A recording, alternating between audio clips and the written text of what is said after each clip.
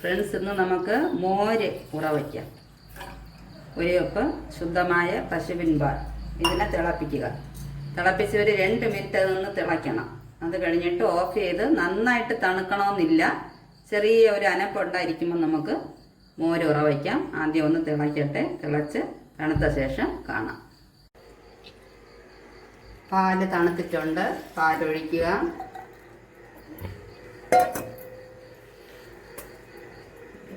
മോര് ഡെയിലി നമ്മൾ ഈ ബോട്ടിൽ മാറ്റണം. മോര് വയ്ക്കുന്ന പാത്രം ഡെയിലി മാറ്റേണ്ടതാണ്. പിന്നെ ഇതിന് 2 രീതിയിൽ നമുക്ക് വൃത്തിയാക്കാം. ഒന്ന്, വെയിലത്ത് വെച്ച് ഉണക്കിയെടുക്കാം കഴുകി. ഇല്ലാന്നുണ്ടെങ്കിൽ ഇഡലിയോ ഇടിയപ്പോ ഒക്കെ ഉണ്ടാക്കുമ്പോൾ ആ വെള്ളം, കുട്ടുവത്തിലുള്ള സ്റ്റീം ചെയ്ത വെള്ളം ഇരിക്കുമല്ലോ, അതിൽ സ്റ്റെറിലൈസ് ചെയ്ത് അതിന് അടുപ്പിൻ്റെ ഇതുപോലത്തെ ഭാഗത്ത് വെച്ചാലും പാത്രങ്ങൾ നന്നായിട്ട് ഉണങ്ങി കിട്ടും. പാൽപാത്രം എത്ര വൃത്തിയായിട്ട് നമ്മൾ സൂക്ഷിക്കുവോ അതുപോലെയാണ് മോര് വയ്ക്കുന്ന പാത്രവും സൂക്ഷിക്കേണ്ടത്. ഡെയിലി ഇത് മാറ്റുകയും വേണം. അപ്പോഴേ മോരിന് മണം കാണത്തുള്ളൂ. ഇങ്ങനെ നന്നായിട്ട് ഒഴിച്ച് വയ്ക്കുക. വെള്ളം മോരിന് ഒഴിച്ചിട്ട് നല്ല ടൈറ്റായിട്ടുള്ള അടപ്പ് വെച്ച് അടച്ച് വയ്ക്കണം. അല്ലെങ്കിൽ കൊച്ചീച്ച വീഴും. അതുകൊണ്ട് നന്നായിട്ട് ഇറുക്കി അടച്ച് വയ്ക്കുക. എന്നിട്ട് ഇത് നല്ല പുളിച്ച മോര് വേണമെങ്കിൽ തലേ ദിവസം നമ്മളിതുപോലെ ഉറ വയ്ക്കണം. ഇല്ല, നമുക്ക് വലിയ പുളിപ്പ് വേണ്ടാന്നുണ്ടെങ്കിൽ രാവിലെ ചായ അല്ലെങ്കിൽ കോഫി ഉണ്ടാക്കുമ്പോൾ പാല് ചൂടാക്കുമല്ലോ, ആ സമയത്ത് കുറച്ച് പാല് ചൂടാക്കി രാവിലെ ഉറ വെച്ചാൽ മതി. ഉച്ചയ്ക്ക് ഉണ്ണാൻ സമയത്ത് കറക്റ്റ് പുളിപ്പുള്ള ഒരു മോര് നമുക്ക് കിട്ടും. ഓക്കെ ഫ്രണ്ട്സ്,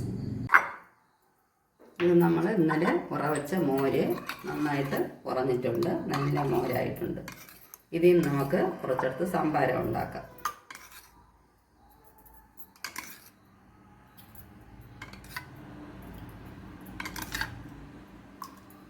ഇതിൽ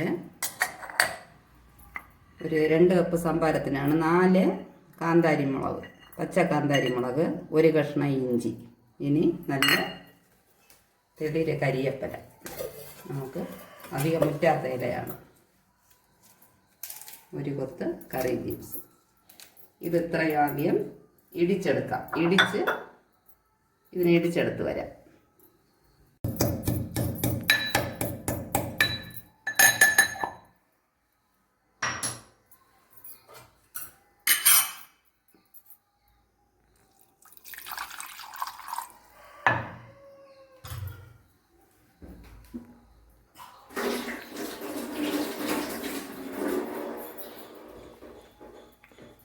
എന്നിട്ട് ഇതിനെ ഒന്ന് ഞെരടി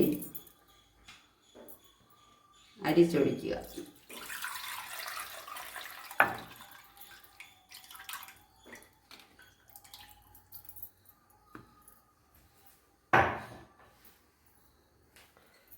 ഉപ്പ്,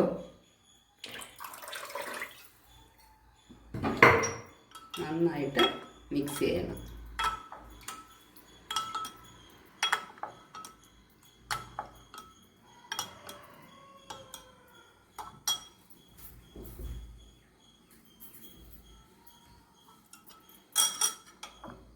അങ്ങനെ നമ്മുടെ സംഭാരം റെഡിയായിട്ടുണ്ട്.